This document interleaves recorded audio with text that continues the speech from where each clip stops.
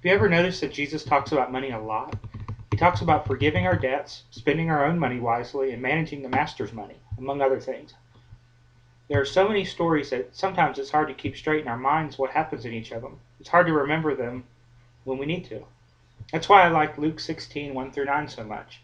I can see in it reminders of several of Jesus' stories, which will better help us understand what he's teaching us in this one. It begins by saying, "Then Jesus said to the disciples, 'There was a rich man who had a manager, and charges were brought against him that this man was squandering his property. So he summoned him and said to him, "What is this I hear about you? Give me an account of your management, because you cannot be my manager any longer." Then the manager said to himself, "What will I do, now that the master is taking the position away from me? I am not strong enough to dig, and I'm too ashamed to beg. I've decided what I've decided what to do so that when I'm dismissed as manager, people may welcome me into their homes." So summoning his master's debtors one by one, he asked the first, "How much do you owe my master?"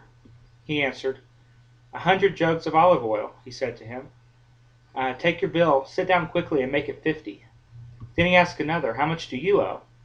He replied, 100 containers of wheat. He said to him, "Take your bill and make it 80." And the master commended the dishonest manager because he acted shrewdly.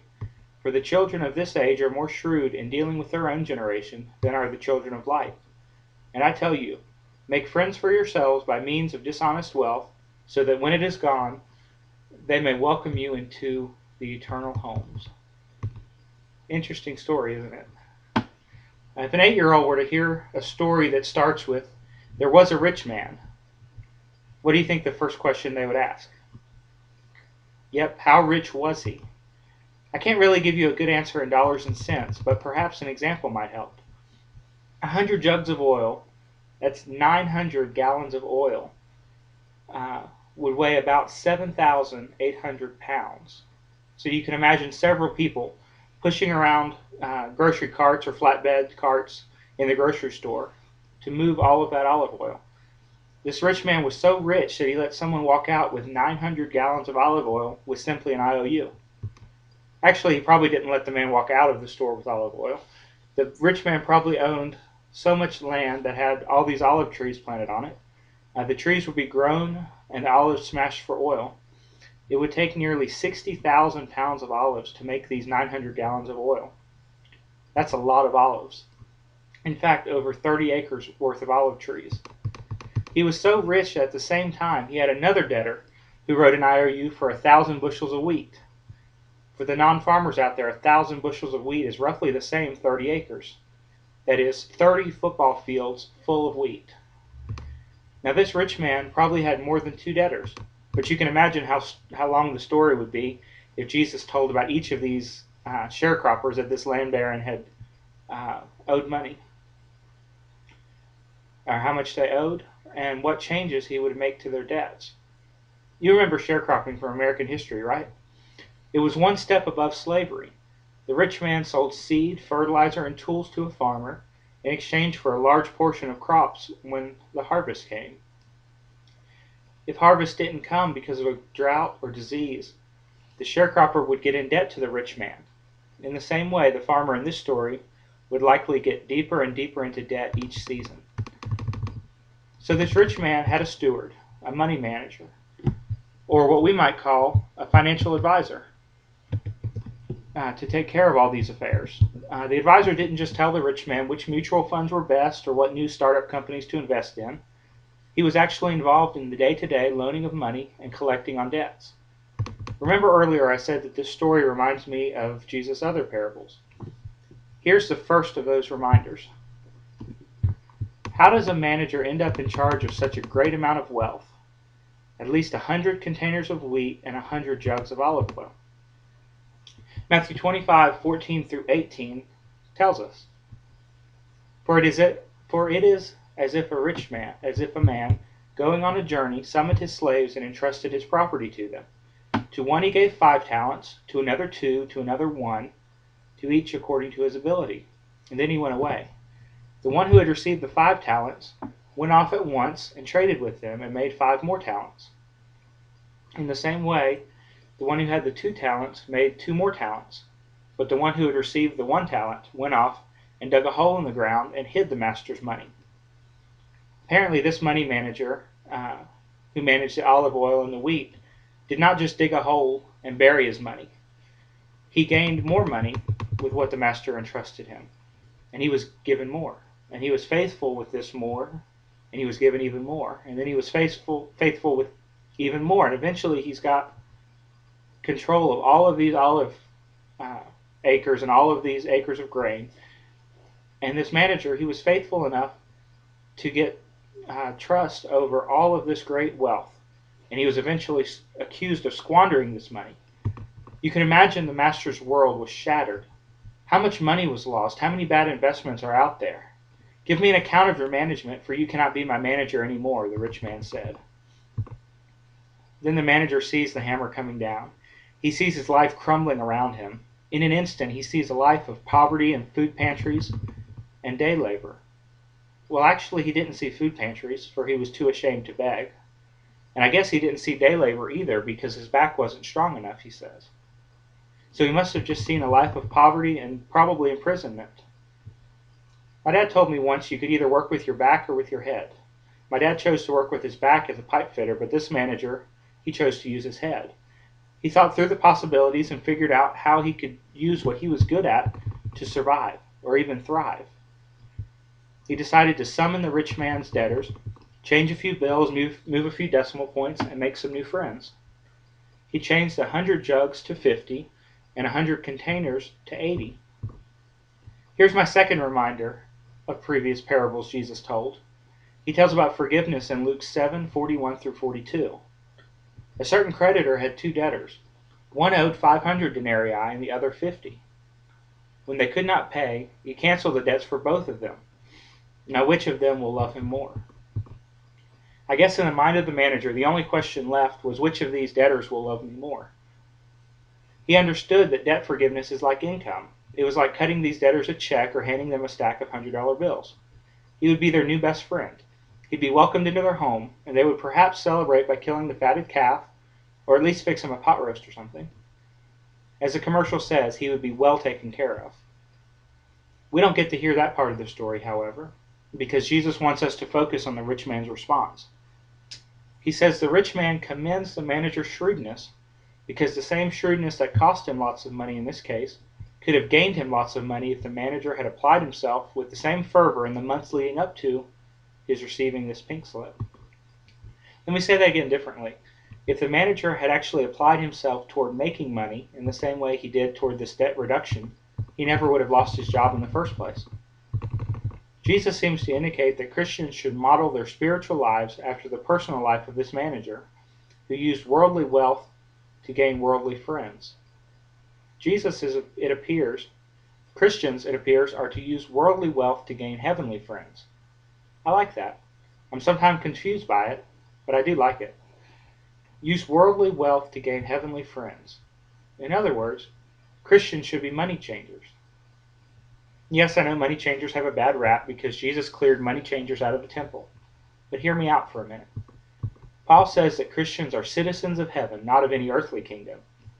Earthly kingdoms are built on dollars and euros and yen and all other currencies. But heaven is not. No matter how many dollars we have, we can't buy our way into heaven. How then can Christians use dishonest, worldly, unrighteous wealth in such a way that it gains friends in heaven? We can use our worldly wealth to gain heavenly friends by first converting it into heavenly currency.